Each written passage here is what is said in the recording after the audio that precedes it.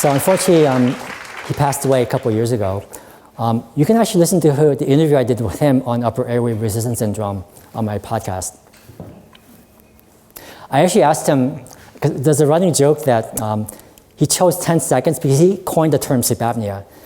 There's a running joke that he chose 10 seconds because he had 10 fingers. But so I asked him on that, about this issue, and he said it's because around 10 seconds is when you start to see negative physiologic changes, which makes sense. All right, so typically people with these symptoms with URS are typically younger, more female, like 65, 35. They're relatively normal weight or low weight. They have low blood pressure, they get dizzy and lightheaded when they stand up really quickly, maybe have cold hands or feet, headaches, anxiety issues, depression, irritable bowel syndrome or various gastrointestinal problems, TMJ, insomnia, hypothyroidism, like these somatic syndromes. Preeclampsia has been shown to exist in preeclamptic women. There's actually a study looking at applying CPAP in preeclamptic women, and it lowered the blood pressure and they had better fetal movements, but hasn't been applied in clinical practice.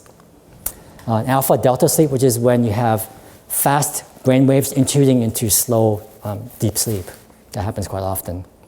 Limb movements as well, and joint pain, muscle pain, those kind of things, and migraines. I'm willing to bet that many of you have some or many of these symptoms in this room. All right. So if you go to a doctor with all these symptoms and you ask them, what can I do? What can you do for me? This is probably the answer that you're going to get, right? I don't know.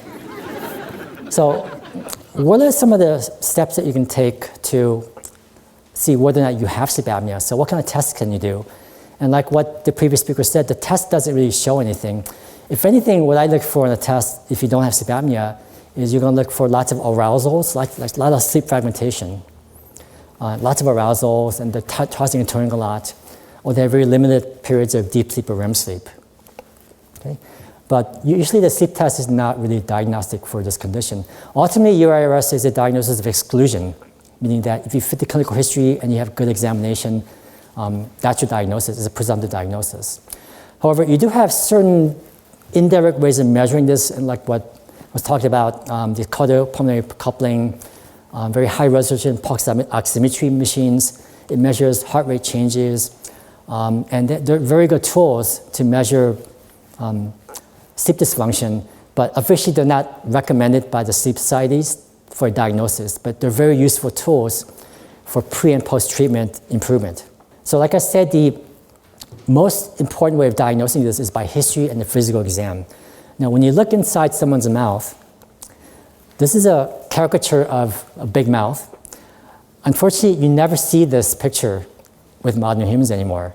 What you see is that the jaws are narrow, you have a high arch palate, the tongue, because the mouth is small, the tongue sits really high. So you have to press the tongue depressor down really hardly to see the back of the throat and they gag, right? Okay.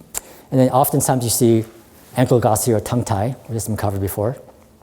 I have to say that I'm a true believer in addressing these issues.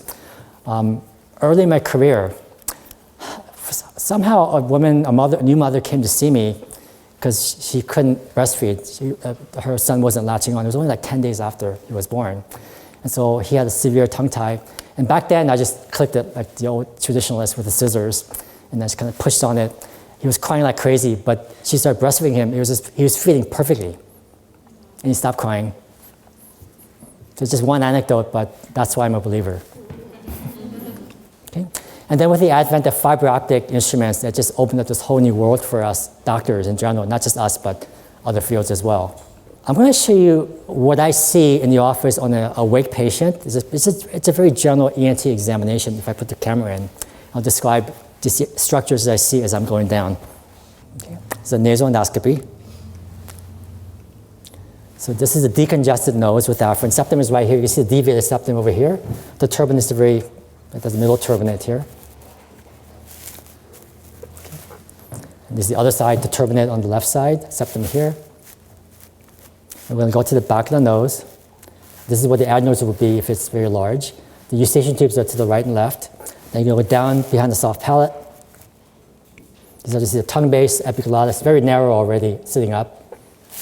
We'll take a look at the voice box. I'm going to do a Muller's maneuver where I have them sniff in with a closed nose to see what happens when they negative pressure. Okay. And then we're going to take a look at the voice box to see if there's any swelling of the vocal cords, signifying reflux. And most people have a lot of swelling in the back of the voice box with the reflux. And then we're going to have the patient lay down flat on his back. And you see a big difference when you're sitting up. Okay, so let's go down to the tongue base area. So you can see it's very much more narrow now. And this is the epiglottis. Now I'm going to have them thrust the jaw forward. And this is what a normal airway should look like. And most people don't have this anymore. Okay, and this is what jaw surgery does. This is what the advancement devices do. And some people know just to tilt the head back or to move the jaw forward when they can't breathe. Subconsciously, they just know. Now, this is another unusual situation, but I think it happens more often than you think. I call it expiratory palatal obstruction. It means that normally when you breathe in and out through your nose, the soft palate should stay open. But in some people, the palate backs up like a valve as you're breathing out through your nose. So we're looking from the nose looking down. That's a uvula and soft palate. Okay, notice how as you breathe out, it backs up like a valve, right? And what I find is that this prevents people from using CPAP because they can't breathe out through the nose and air comes out through the mouth.